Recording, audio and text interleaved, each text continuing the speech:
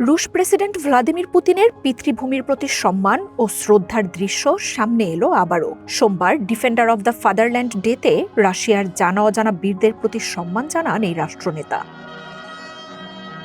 রাশিয়ার সামরিক বাহিনী ও সৈনিকদের সম্মান জানান প্রেসিডেন্ট ভ্লাদিমির পুতিন। দৃঢ় ভঙ্গিতে সামরিক কায়দায় রুশ প্রেসিডেন্টের হাঁটার কৌশল বাকি রাষ্ট্রপ্রধানদের থেকে অনেকটাই ভিন্ন। তবে সম্মান জানাতে এসে অনেকটাই স্থির ভঙ্গিতে ক্রেমলিনের স্মৃতি মিনারের দিকে এগিয়ে যান তিনি।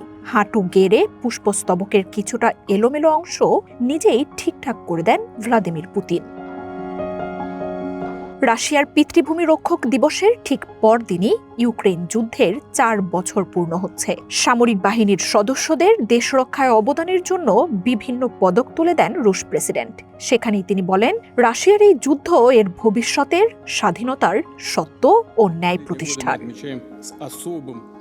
পশ্চিমারা দুর্বল করার চেষ্টা করলেও রাশিয়া এর সামরিক ও কারিগরি ক্ষমতা ধরাছোঁয়ার বাইরে নিয়ে যাবে বলে জানান পুতিন। আর এক্ষেত্রে দেশটির পরমাণু ক্ষমতা শর্তহীন প্রাধান্য পাবে বলে মন্তব্য করেন এই নেতা। প্রতিরক্ষা বিশ্লেষকরা বলছেন, আমেরিকার সাথে পরমাণু অস্ত্র সীমিতকরণ চুক্তির মেয়াদ শেষ হওয়ার পর প্রেসিডেন্ট পুতিনের এই বার্তা ভিন্ন অর্থই বহন করছে।